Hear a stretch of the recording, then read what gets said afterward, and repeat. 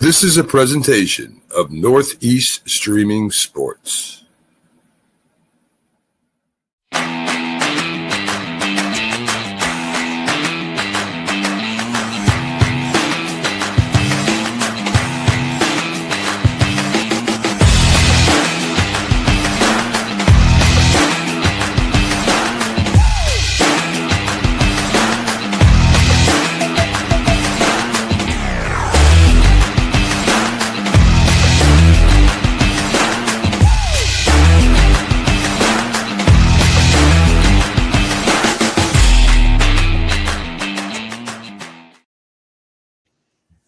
Good evening, everybody. Welcome to the Unprofessional Professional Sports Show. I'm your host, BA, and we got James Martin and Keith Engle with us today. Hope you gentlemen are doing good this evening. Let's see here. Okay, Daniel, how you doing, buddy? And of course, we'll put this on there for Keith. Let's start off with some college football, because that's the hot topic right now, especially Lane Kiffin. Jeez. You sure you want this guy as your coach to LSU? Man. If the villain brings wins, that's all I need. That's all. I'm okay with it. I mean, and to speak on Lane Kiffin, look, you already know what he's done with teams, and you know how he's unceremoniously left or exited those teams.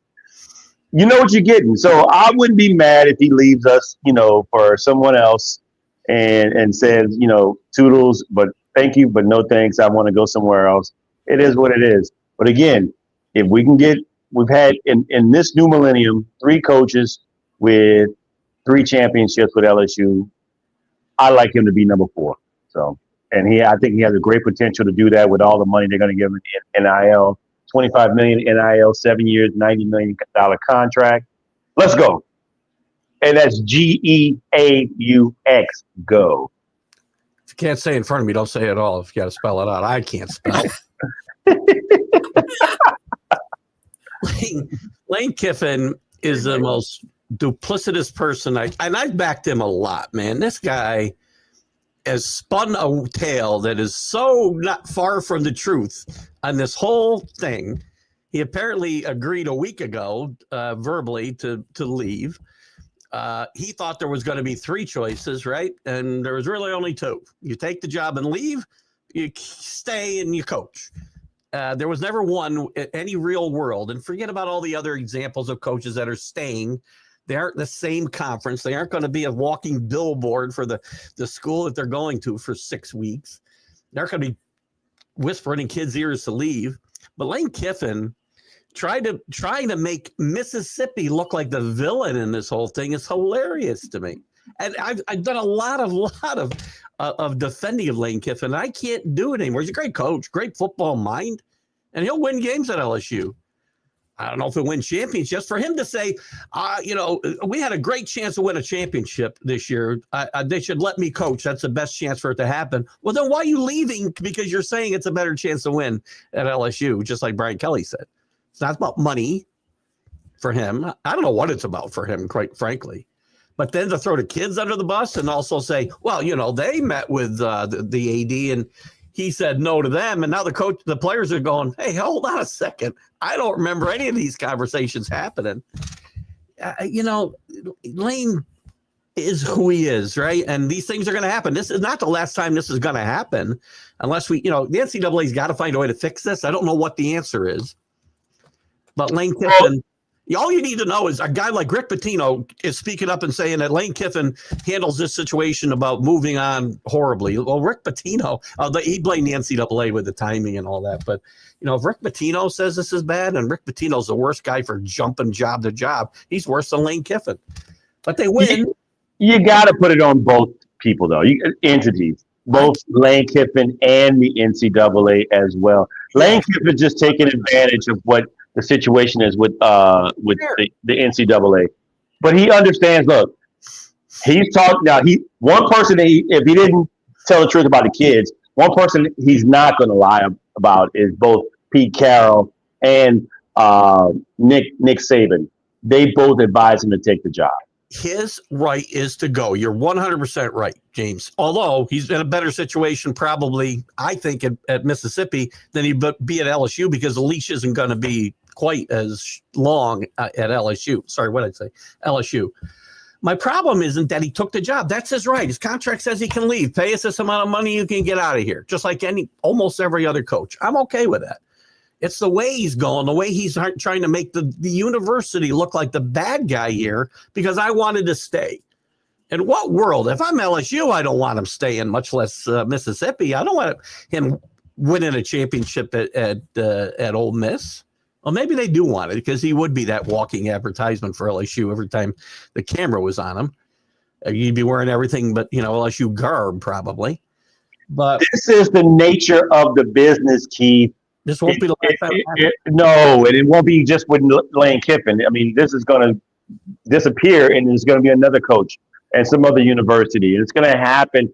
And I'm just saying, look, until they get those things fixed, where all the first day signing, the transfer portal, all that stuff goes the NFL way. If it goes that way, it's going to be a lot better for everybody.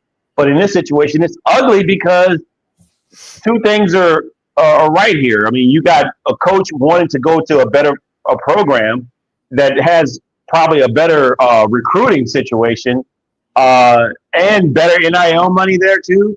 He's going there, but at the same time, they just happen to be one of the best teams in football that's going to the college football playoff. Not a good situation. It's just a bad timing for everything. And I think that, unfortunately, it's not only bad timing, it's Lane Kiffin in the mix of this. It's just Lane Kiffin in the mix of this. And so you know who he is. I know who he is.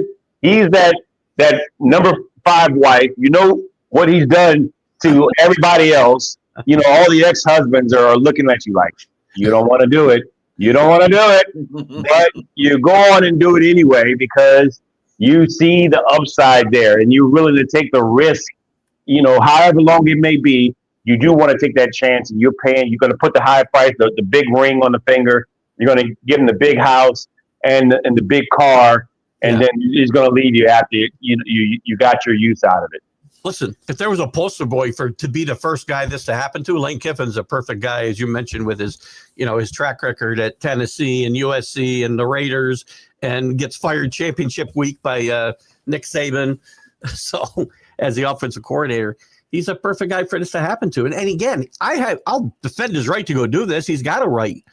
But, we get on the kids for not being loyal and entering the portal. These coaches just come and go like. It's not on the kids, man. Come on. You don't have to do that. And he also threatened to take all the coaches, too, as well. If they told him that get on the airplane now or don't even think about coming here. I mean, wow. He's like, you don't know. He did. He basically told him, you don't know who's coming in here to coach, and you don't know if you'll be safe. And if you don't come with me now, well, I won't promise you a job. Come on. That's all that was all trying to arm twist so he could stay and coach. In no world was he ever going to be allowed to stay and coach. And people are going to say, well, the guy at James Madison can stay, and the guy at North Texas can stay, and this one can stay. They're smaller schools. They're not in the same conference. It's not the same universe. It's just, oh God. If Lane Kiffin was in car sales, he'd be at the top of the list of all this on monthly quotas, because he would definitely sell a lot of cars for sure. He's Ricky Roma in Glengarry Glen Ross. Let me tell you. People, you got to reference and tell people what that is. I know what it is for sure. If you're in sales, everybody knows what that is, and it's a great play turned into a great movie.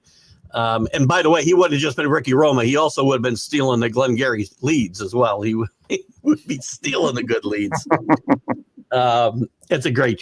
Anybody who hasn't seen that, if you're in sales and you haven't seen it, you're making a huge mistake, because first place is a Cadillac, second place, second set of steak knives, third place you're fired. I worked like that. What makes that movie even better is that it's showing the shiestiness of that sort of business anyway, and where it's at. With the what is it? The 2 weeks. What is that? The real estate. Share. Home share. What is it? Travel. What is it called? Timeshare. Yeah, timeshare. Yeah. Oh my goodness. Funny stuff. But That's Lane Kiffin. And you know what? Good move by Ole Miss, getting out in front of the coaching thing and hiring not an interim coach, but a full-time coach on the staff. You know, they got out in front of all the other nonsense, and they'll probably keep more kids and more coaches because of it. I'm going to have to disagree with you there. This is where I'm going to say. If you want to win a national championship right now, it's a right move. Yes. In the short term, they had to make this move because they had nothing in place. Right. They didn't have anything else. They were putting all their eggs in one basket for they were putting all their eggs in one basket for Lane Kiffin. And they were calling their shot with I mean, they could have got John Summerall. They could have been a mix for him, but they were tied to Lane Kiffin. And yeah, I mean, we'll see. I mean, but Tulane is definitely a lot better than what they were with this particular coach. I mean, we'll see. Louisiana was a lot better off too with the previous Florida head coach, and look what happened there. So he looks to me like to be a clone of I've already forgotten his name. What the hell's his name? Who's the coach they fired? Florida. Oh, Florida. Oh, you always said his name too. That's funny. His name like every 5 minutes. Now I can't remember his name. Oh my, never mind. It'll come to me. Billy Napier. Yeah. John Summerall, who is a fine coach. It looks to me for Florida to be like Billy Napier 2.0. Thank you, Michael. Michael's got a new job for Billy Napier. Maybe he'll post that too. He's being recruited by a huge school here in the Northeast. I think it's in the Northeast. But the full scope, though, of the coach, the defensive coordinator that's become the head coach full time, that's going to change everything. I mean, their whole game plan was offensive.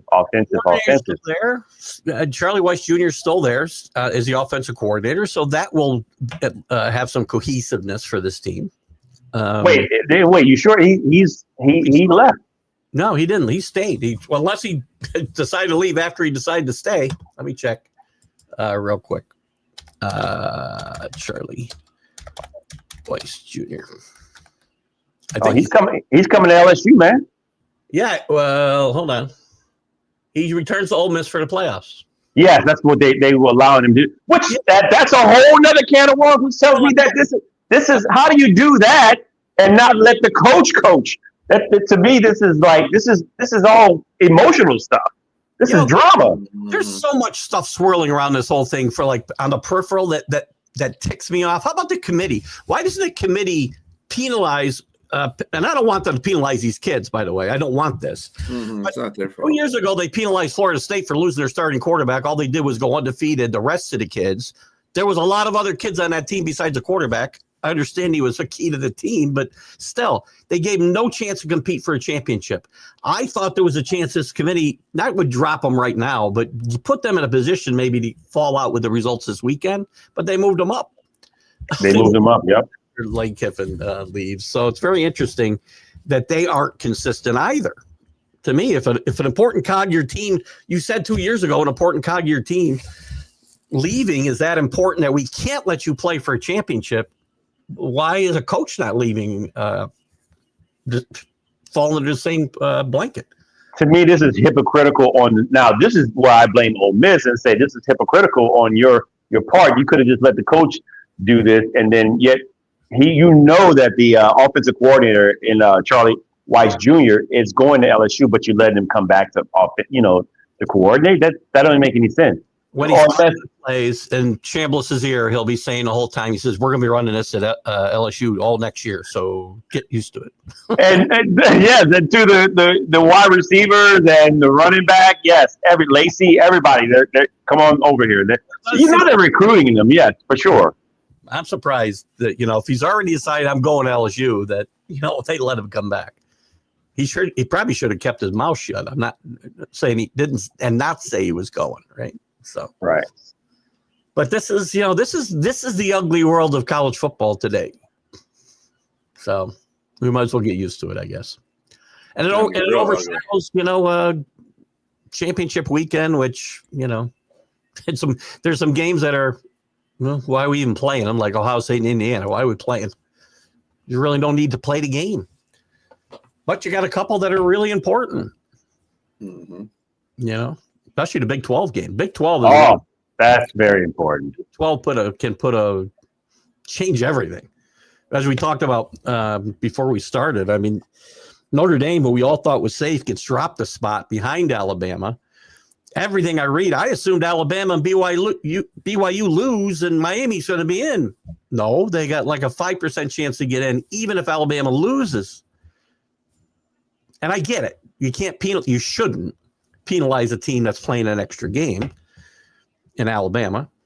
But it's going to be very interesting if this final poll comes out Sunday night and Notre Dame and Miami are sitting there side by side and one's above the other.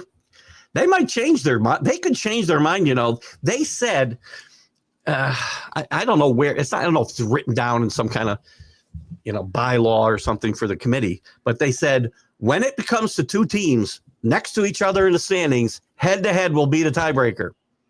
They basically have said this since the beginning of this committee, but they haven't really implemented it. And it'll be interesting if somehow those two teams end up, 9 and 10. Well, I shouldn't say 10 and 11, let's say, because I guess that would what it would have to be. They may rethink the whole thing. All of a sudden, Notre Dame may be out for Miami. I don't know. Which is crazy. Notre Dame's strength of schedule was pretty tough. And even the two games that they lost, they played them well. I mean, they played down to the wire with Texas A&M, and they were dominant in all their other wins. I mean, all the wins. And I see Janae, who used to work for me, by the way. She's a big BYU fan. She's a season ticket holder. And now, I don't understand this. So Alabama, who's ninth, correct?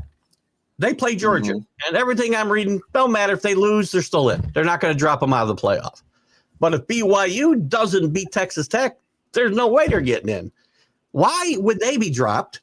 Why are they going to be penalized for playing an extra game in the Big 12 championship game, but not Alabama? Shows you the lack of watchability, the strength of schedule. I mean, it shows you the watchability. Well, strength of schedule. BYU has beaten like 6 teams with a winning record, and their only 2 losses would be to a team in the playoff and probably ranked 3rd or 3rd or 4th. So that's their only 2 losses if they lose. I agree. I'm with you. I'm just saying what the committee's probably looking at. Yeah, I'm with you. I don't think neither team should be penalized. But again, you're going to look at the history of the leagues. I mean, SEC versus Big 12. SEC is going to win out every day. I get it. So we're going to take a 3-loss Alabama team over a 2-loss BYU team who lost twice to maybe the number 3 or 4 team in the country. Right. I'm with you. I don't get it. But that's what's good. And then you got the whole ACC mess. Duke wins. We got another mess on our hands because the ACC is going to have nobody going. James Madison, it could get even messier if James Madison finds a way to lose the Sun Belt. Because I don't know who's going to go then. You got the American champions going to go. But Tulane, yes. Probably Tulane. Well, I don't know. North Texas is actually. You're right. North Texas is pretty much, man, they're killing. Game. That's going to be a really good game. So one of them is in. So James Madison wins and Duke loses. James Madison's going to this playoff because the 5 highest ranked conference winners. And Madison. The committee does not want that. You're going to see new rules next year about that, probably. I mean, let that sink in. I mean, James Madison is getting into the college playoff. And they kudos to them. They deserve to go. Really good team with a really good coach who's going to UCLA, by the way. The coach who preceded him has got the number 2 team in the country. I think they can coach a little bit there in JMU. Right? They find good coaches. Every single coach. They've had a football team. They've only been in Division I, I think, since, 6 or 7 years. But they've had a football team for 53 years. No coach has ever left there with a losing record. Nobody. They pick coaches pretty good there. I think I'm going to go there and coach, actually. There you go.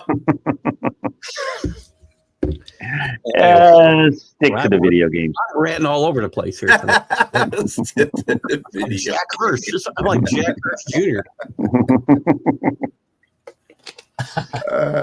Yeah. So We do have some big games going on. Brian's here. I didn't know Brian was here. Hi, Brian. How are you? Yeah. Hey, how are you? We're just tag teaming, going back and forth. Right. Monopolized the first 20 minutes there. Sorry, Brian. You're good. You're good. So one of the games this weekend that's going to be fun to watch is Tulane versus North Texas. Of course, I remember North Texas because they beat Navy. Punks. But anyway.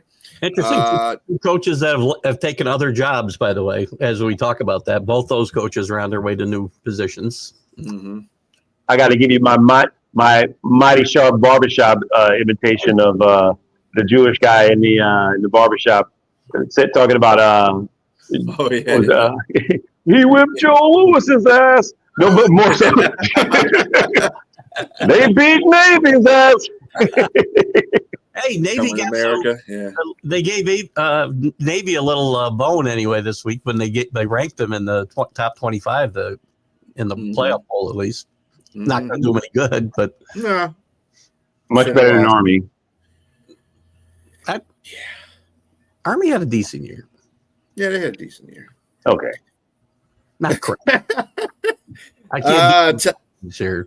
So Texas Tech will be playing BYU, as we stated before. Number 4, Texas Tech will be playing BYU.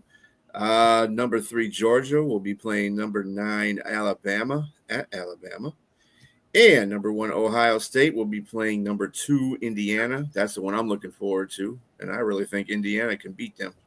And number 17, Virginia, again, stated before that the ACC championship with Duke can mess up all kinds of stuff. I almost want Duke to win and just give us chaos. Oh my goodness, an 8-5 team, man. Oh, go sit down somewhere, Duke. If BYU wins and Duke wins and James Madison loses, we got all kinds of chaos for Sunday night. You're not going to have any clue who those 9, 10, 11, 12 teams are going to be. No idea. Yes, the former quarterback at what's his name? I can't remember. Jake Retzloff, something like that. Was a BYU quarterback, got run off campus for some trumped up charges. Yeah, one of the maybe they weren't. One of the coaches that are going to be leaving their program is offensive coordinator Hartland from OSU. And a 5-star receiver, it was going to go to OSU, but finding out that Hartland is going to be coaching elsewhere, he kind of did a U-turn on that. He's like, let me think about that, because that was the guy that recruited me, and if he ain't there, why am I going to be there? So that's what happens. What school is Hartline coaching? I forgot. South Florida. South Florida. That's right. Yep. Mm-hmm. Yep. And Keith, I'm going to tell you, I picked BYU on my pick'ems. I think there's a little bit of a chance for an upset there. BYU versus Texas Tech, yes. I agree. They play good football most of the year. I mean, they only have lost to Texas Tech. That's it. So that's a pretty good resume right there. That's not a bad league. Remember, that's a sole Power 4 conference there, right? I know it's not the SEC, but there's still some good football being played there. And by the way, speaking of coaches, Penn State, the music has stopped and there's no chairs left. All the coaches are gone. Who are they going to hire? Well, coaches are turning them down. I know. Everybody they targeted got a big new contract, and they're the real winners, I guess. The real winners in this are the coaches who didn't take new jobs but got huge extensions. There's about 8 of them. That's something that you got to look down the line and look at Penn State and say, what's wrong with the school now that coaches don't want to go to? Because it used to be obviously Joe Paterno was a coach there for a long time, and it was before the scandal. They were prominent. It was just a great program, and everybody wanted to go there. You wanted to play there. I'm in Louisiana. I love Penn State. I watched them. I was a huge fan of Joe Paterno. And everybody could John Carter during the 90s, running back, linebacker. Yeah. You're laughing, but there was some comments mentioned about that. That I don't know that's Rick. I think Rick might be serious with that. I'm sure again, LSU toyed with Mike Tomlin a couple of years ago before they hired Brian Kelly, right? Yeah. That might be a place. Tomlin's got to be getting tired of where he is. Ben Roethlisberger came out and said today that I read something about that. They need to change the head coach, Pittsburgh. He said Roethlisberger. They don't fire coaches there, though. They haven't fired a coach there in like 60 years almost. So they never fired. They're left on their own. So give me a little more context on what Ben Roethlisberger said. Is he not in favor of Mike Tomlin as a coach, or he thinks he needs to retire because of the stress level, or does he not really like him at all, and he just thinks Pittsburgh just needs to go in a different direction? I think the team, needs to go into a new direction, basically. Big Ben floated that rumor. Yeah, that Rick talked about. I see. Yeah, and James Harrison's in that conversation as well.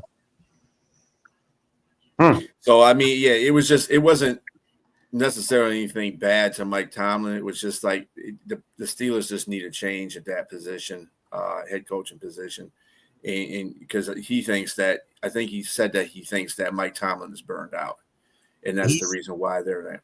He positioned it as maybe it's time to clean house. I like Coach Tomlin. I have a lot of respect for Coach Tomlin, but it would probably be best for him too. That's what a lot of titles and I'm looking at certain comments. I'm looking at these people bringing up saying like it's probably best that they part ways for both teams, for both the coach and the team.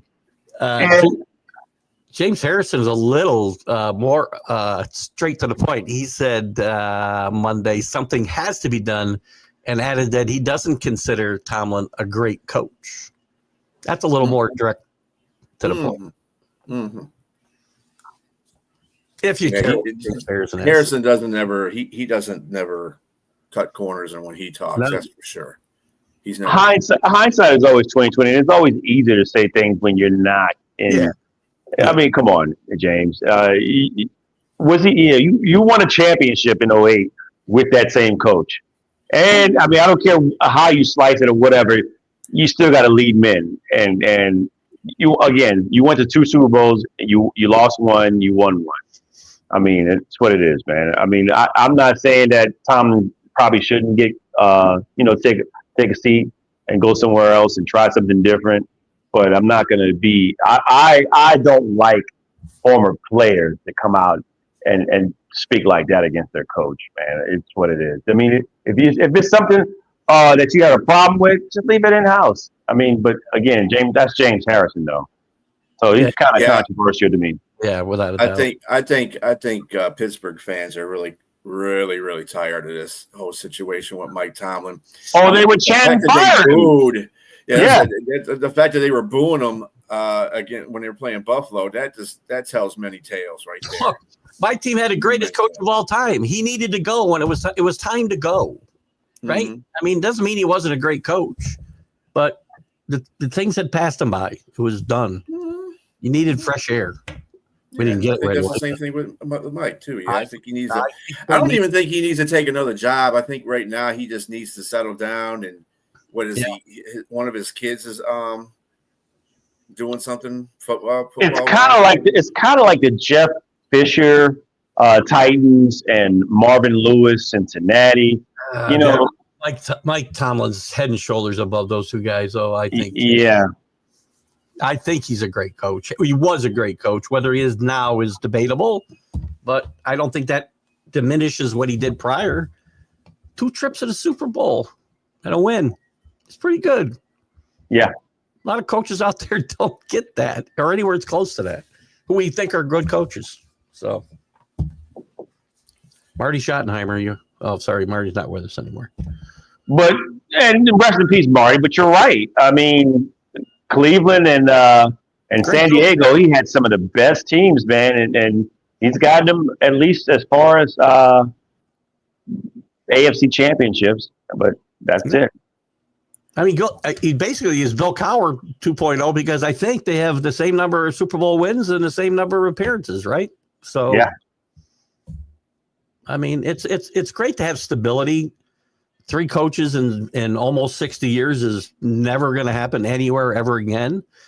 But there does come a Especially time. This day and age. Yeah. There came a time for Cowher to move on. There came a time for Chuck Noll to move on. And I think it's probably past time for Mike Tomlin. I really do. And that's not to diminish what he accomplished as a coach. And that's crazy. That's crazy when you hear what you just said. Came a time for Chuck Noll to depart. Wow. Yeah. That's crazy. He won 4 Super Bowls, didn't he? The road runs out for everybody. Landry, yes. Check everybody. So, Yeah, I mean, the game will pass you by eventually, just like athletes. Age catches up with you. You can't be that same player you used to be. That's the beauty and the badness of sports, kind of like, Right. Yeah, I don't know about being a great NFL coach and you need a quarterback. I mean, it depends. There's been some great coaches in this century that have won without great quarterbacks. Bill Cowher. I don't. Yeah. Bill Cowher won with Roethlisberger when he was a rookie. He had a great quarterback. He got there with Neil O'Donnell. So let's go John Gruden. He had a defense of a century, but Brad Johnson is an okay quarterback. Trent Dilfer with Brian Billick. And there you go. That's what I'm saying. I think Michael might be, and I don't want to speak for him, to continue to be in competition year after year after year. You really do need some a good. Bill Belichick wasn't winning 6 Super Bowls without Tom Brady, right? Right. But one thing I will give credit to, what's the gentleman's name? Michael? Is it Mike? Michael, yeah. Yeah, Michael. I will agree with him now. Those things we mentioned were in the era when defenses were the norm. Having a great defense. Now, in an offensive age, you got to have a quarterback. You got to have, whether it be a dual threat quarterback or the minority now, the pocket passer. You still have to have somebody that can light it up to have a puncher's chance at getting to the Super Bowl or to be a contender. Did I hear Drake May? Did you say Drake May? Was I listening? Was it in my head? Was that in my head? I got to give you credit, man. I'll be honest with you. I thought the top 3 quarterbacks that were going to be drafted, I thought it was going to be Drake May number 2, and I thought that Jaden Daniels probably be number 3. It went the opposite way. But if we had to do a draft do-over, I would say Drake May probably should be number 1. He should be in Chicago. I would need that draft do-over because I was in favor of drafting Marvin Harrison at 4 and finding a quarterback later. That's why I'm doing this show and not drafting for the Patriots. I think we're all in that same boat. Anyway, we had a couple of Pittsburgh did a couple of things. Speaking of Pittsburgh this week, well, basically in the last 24 hours, they signed Adam Thielen. By the way, Minnesota let him go because Thielen wanted a bigger part in the offense. And with JJ and Addison and Hawkinson, I don't think there was too much of a spot. Being a third receiver is not Thielen's. He didn't want to be the third wheel, basically. He has a better chance again with Pittsburgh, obviously, to be in the second. Number 2. Yeah, to be the number 2. So we'll see how that works out for him. And also, Pittsburgh let go of Darius Slay. And just not too long ago, the Buffalo Bills picked him up. So, yeah, that's kind of weird.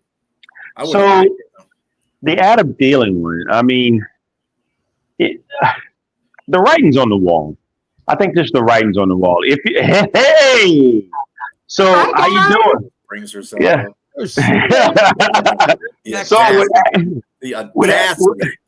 With Adam Thielen, ladies and gentlemen, the great Sonia from Friday with the Fellas and every other show, and the proprietor, the super fan of the winning Carolina Panthers right now. Oh, she's like Beetlejuice. I said her name earlier and she showed up.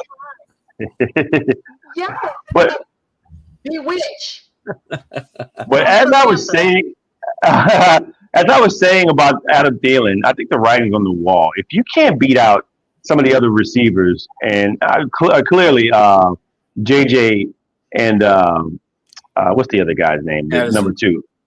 Jordan Addison. Is it Jordan Addison? Yeah. Yep, Jordan. Yeah, Jordan Addison. You're not going to beat them out. And not only that, they're slim pickings. Their quarterback's not getting those guys the ball. So what do you think is going to happen with you as a third or fourth wheel? And so they're having problems also in the Steeler Nation. So it's not like he went to a better situation, I don't think. I think this might be going back to retirement again after this.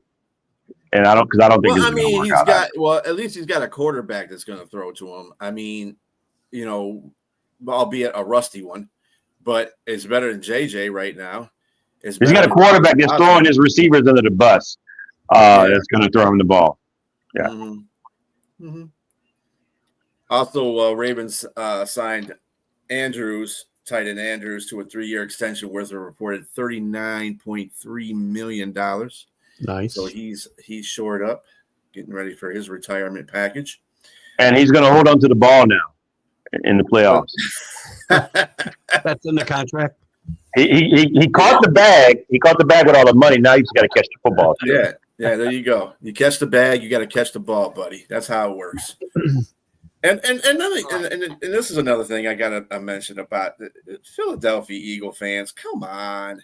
Really, you're gonna egg Petrula's house? and that's not the worst. They've done sent him death threats. I'm like, well, that's nothing new in sports. That's nothing new in sports. Jesus, sports. Well, it's nothing new for Philadelphia, I guess. Them fans are just rampant. Don't wear Santa Claus outfit in Philadelphia. Yeah, they boo Santa Claus. I mean, that tells you everything you need to know right there. Throwing snowballs at him and everything.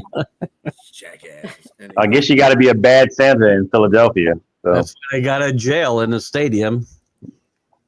Do they really? Yeah, they're the only team in the NFL. They did in the old stadium. I don't know if they do in their new one. I think they do, but I'm not sure. The Veterans Stadium had a jail. I wouldn't be surprised. Traders during the game. I wouldn't be surprised. I don't know. I didn't experience it. I just heard about it. Yeah. Chris Boyd surprised his teammates at Jets facility after coming back out of the hospital after being shot. So he surprised his teammates. But that's cool. I'm glad that the young Bucks doing well and everything is going good for him. Hopefully he'll be able to play football pretty soon. So. Absolutely. Back at it. You guys mentioned Adam Thielen. I do want to mention something about that. I am so upset about how the Vikings did him. I mean, he asked to leave Carolina to go back to Minnesota because he wanted to retire a Viking. Everybody knew that it was pretty much going to be his last season. I know that he wasn't, requesting a lot. He just wanted to get a few yards, to kind of go out with. We literally have like 5 weeks left. They probably are not going to go to the playoffs. It's not like it would have been any skin off of, their back to let him play. And he literally requested to come there. Like he loved Minnesota.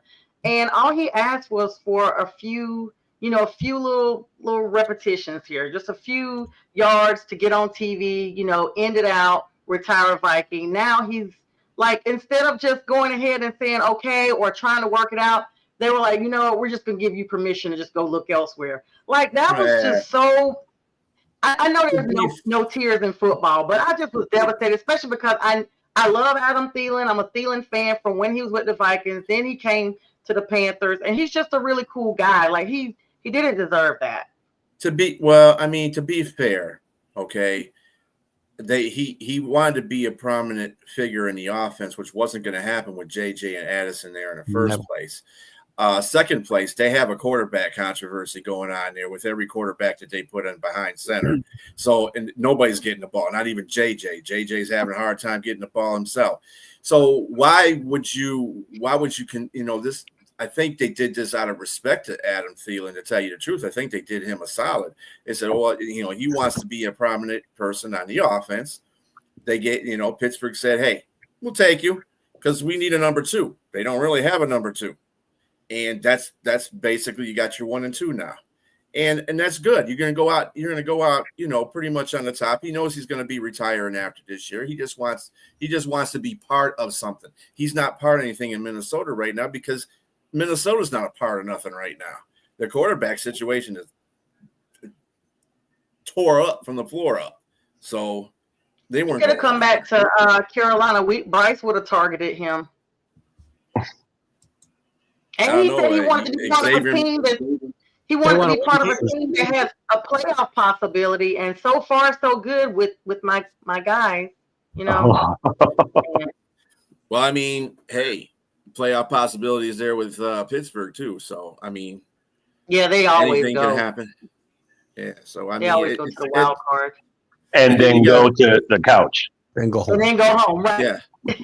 And then the thing about him leaving the Carolina Panthers was actually a good thing for the Carolina Panthers because it put their 2 young receivers out there that they needed to get, especially Xavier. He needed to get himself right, and he's been getting right. And Tate, dude's phenom, so he's going to be fine. So actually, him leaving that situation helped your receivers out, your young receivers out. So that's good. I mean, I don't know if I would want to add him back onto the roster. He'd be a third wheel. He would be a third wheel on that roster because everywhere he would go. Xavier hasn't been that solid. So, and Xavier's been battling a hamstring injury since the Falcons game. So it's a hit or miss with him. So we probably could have used him as a number 2. He wouldn't have been a number 1, but we would have at least got him some play time. That's all I was saying. Your number 2, I think, would be was it Coker? Yeah, Coker. Coker's number 1 in my book. Let's be clear. No, he's not number 1. He's not number 1. Did you see how he balled out last week? He did, but the rookie's your number 1. McMillan is your number 1 for sure. Well, yeah. T-Mac. Yeah, good. That's your number 1. I agree with Rick. He's better off with Rodgers. I mean, we all hate to admit that, but he's at least a pliable quarterback that's going to get him the ball. I mean, that's just the way it's going to – as a number 2. So – I think you should put the word more viable, actually. I don't know that he's more viable. But more viable. More viable. There you go. Right now. There you go. I don't know what's going on. Well, hey, if you stop Jonathan Taylor and he's played some defenses, that's just what's going to happen. I mean, Houston is pretty good. I mean, he got 85 yards against Houston, but they still pretty much stopped him. You know, a big 4th and 1 and late in that game, it's a 1-score game. They don't give the ball to Jonathan Taylor. They put the ball in a hurt Daniel Jones' hand. These offensive coordinators have to be the smartest guy in the room. And how about you just run the ball up the gut with your best player? Your best player's got to touch the ball in that situation. Yes, that's just what it is. Even if he gets stopped. Or just do the opposite, because that doesn't work for the Lions because their interior offensive line is crap. Yeah. So you don't run it up the middle where everything is not being blocked. I don't mean necessarily up the gut. I mean, you give it to you get the ball in the hands of your best player. Yeah, well, and you have to call a play to do that too. That's the point I'm trying to make. So. Just can't be Daniel Jones, who I've got a lot of respect for. But he's not supposed to try to win the game for you. No. It needs to be definitely Jonathan Taylor. Sure. But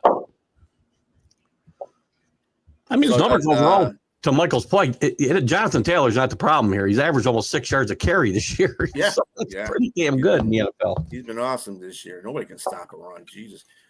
Speaking of Buffalo. So what games are we looking forward to this weekend? Because I know, my game's coming out tomorrow.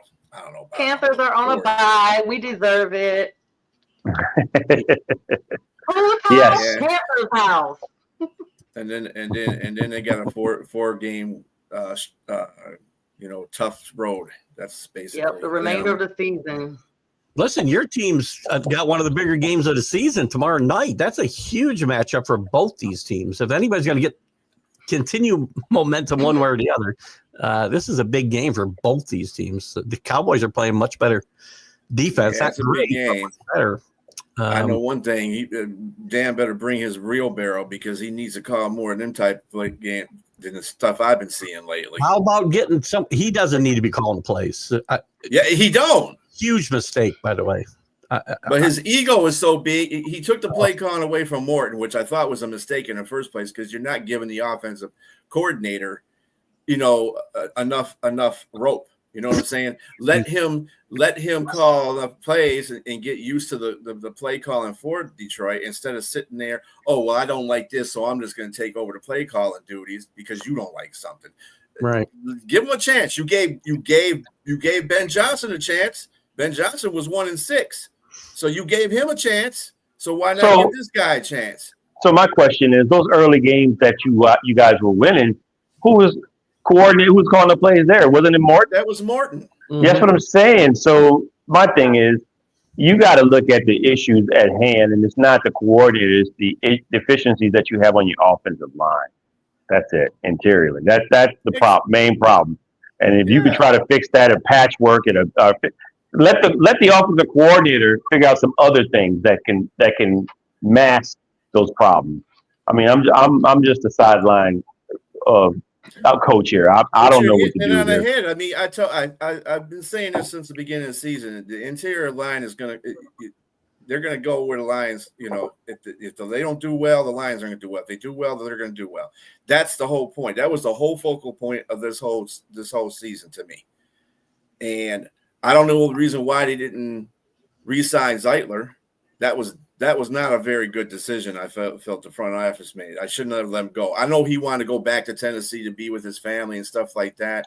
But, dude, that's why they make cars, jets, buses, stuff like that. You know what I'm saying? You can go down there on your time off. And the internet. You can see him on. Right, exactly. I mean, pay him some money, pay him some more money, and have him stay on there. At least with Ragnow leaving, Ragnow retiring, at least the line would have been partially okay. But Ragnow's back though, right? No, he failed his physical. No, he failed. He failed his. Yeah. That's horrible. Mr. Man doesn't know how he has a grade 3 hamstring injury. Come on, Frank. Yeah. Wait, you don't know? No, he knew. He just thought it was. But why you going? But that's what I'm saying.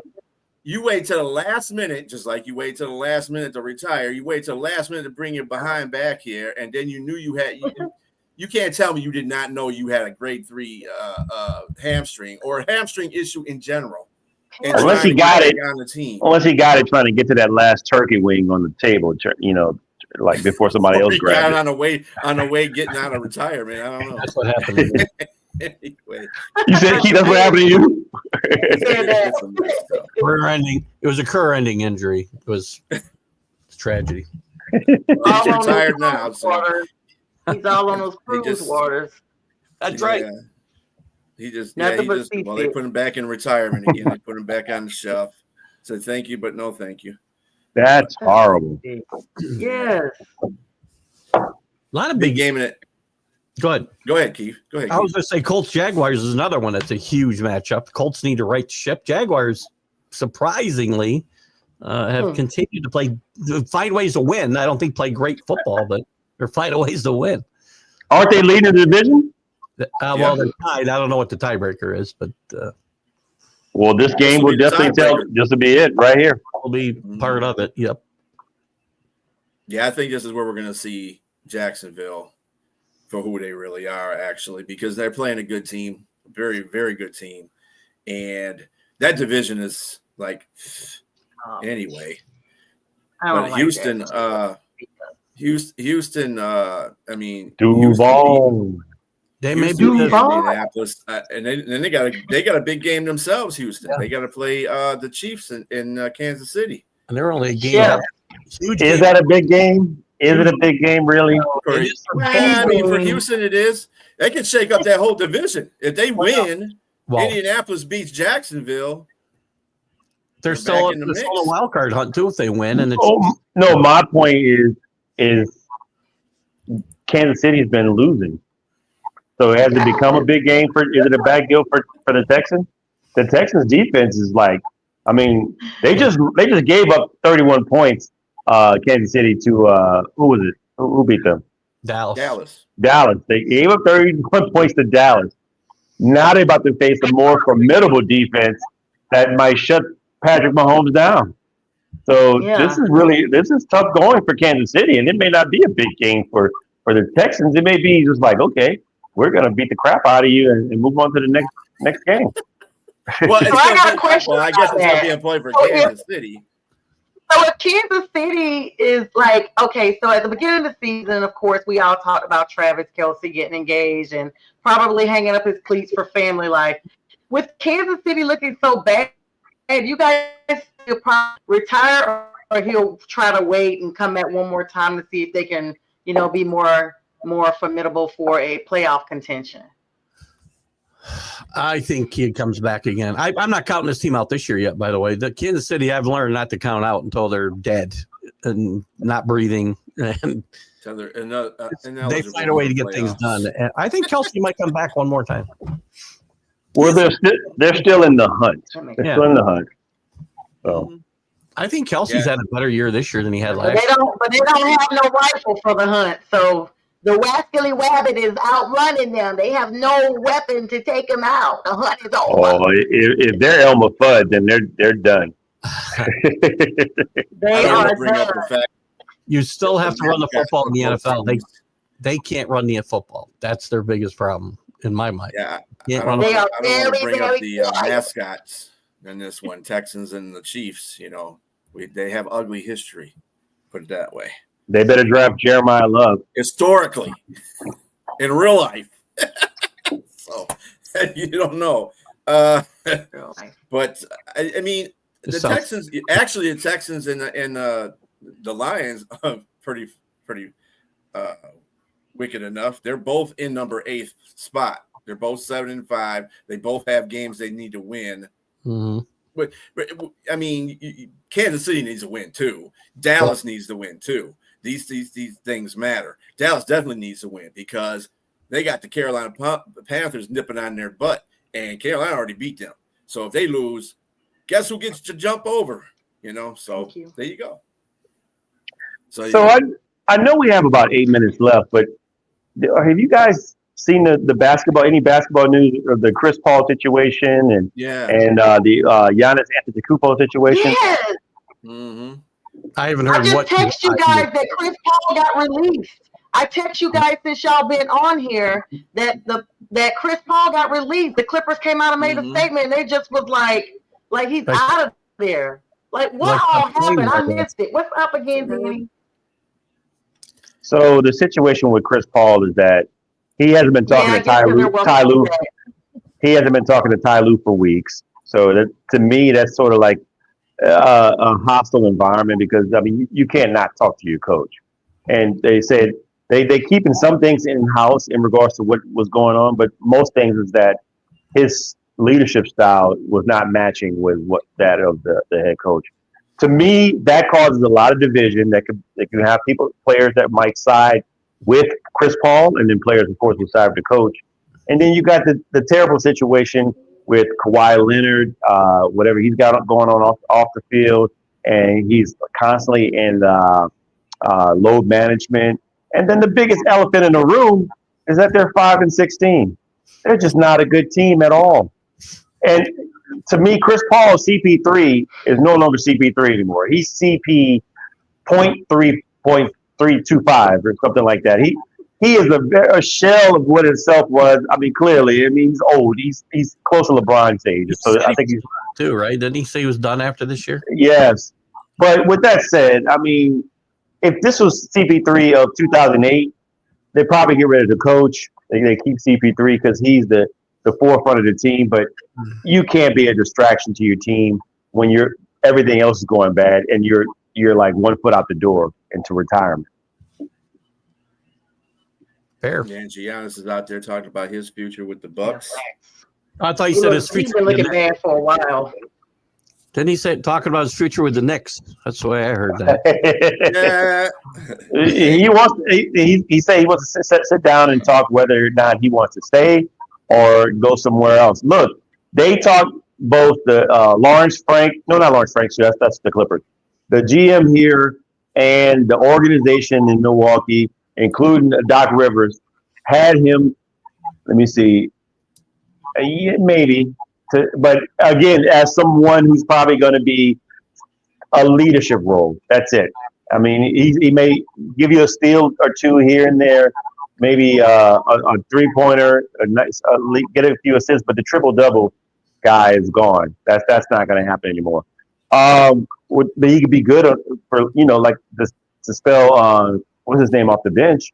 But with that said, Giannis Antetokounmpo, for sure, his situation is just that he was talking to staying. He was talking about leaving last season and going somewhere else, and they talked him into staying. And now they're not winning out. They just lost to the Washington Wizards. They lost a 16-point lead, and he's got Bobby Portis and what's the Kyle Kuzma as his next guy in line. That's not championship winning there. No. So I think he should go. That being said, OKC Thunder is 21-1. They are just playing lights out. Lights out. And wait a minute. Wait a minute. 17. Oh, go ahead. Go ahead. They don't have Jalen Williams yet either? No. Ooh, scary. Is it Halloween all season? Do you think they'll beat the all-time record? I thought about it. That's going to be hard, but I think they can. But my question is, do you want to? Do you want to become the 73 win Golden State Warriors? Do you want to become the 18-0 New England Patriots and lose the big one? I don't know. I don't think I want to have that target on my back and not win it. You know what I mean? I think I would rather be like save some of that energy and have like a 60, 70 plus win. I mean, you can't help but win if you're winning. It's just what it is. But I think like Jack would tell you, those teams probably were exhausted too. But it is what it is. You win that many games. Jordan, their team wasn't exhausted. They won 72 wins in 96. Yeah. And they killed the Sixers. This is a young team too. This is a really young team. Yes. Yeah. So hey, I think they can do it. And you were saying something about the Pistons there, right? Shut up. Yeah, whatever. They're 17-4. And they beat the Hawks last game, so they're good. That's okay. Yeah, I mean, the Pistons are really good right now. Pistons are very good, I would say. Yeah, they're good. They're not OKC good, but they're good. Oh well, nobody else. Nobody's OKC good right now. And I think the problem is, who I would think would give them a run for their money in the playoffs if the player was healthy would be the San Antonio Spurs. Wembanyama, forgive me if I jacked that name up. Victor, I'm just going to call you Victor, sir. If he can stay healthy, man. The problem is guys his size and guys with that limbo body throughout the NBA, they haven't stayed healthy. Guys with that tall frame and they're lanky like that. Kristaps Porzingis, no, never. Sean Brady, you can look at a lot of guys who were slim like that. They were fragile, man. They just did. And I hate to say this about this kid because he's the real deal. He can do everything, but stay healthy. And that's availability is the best stability. That's right.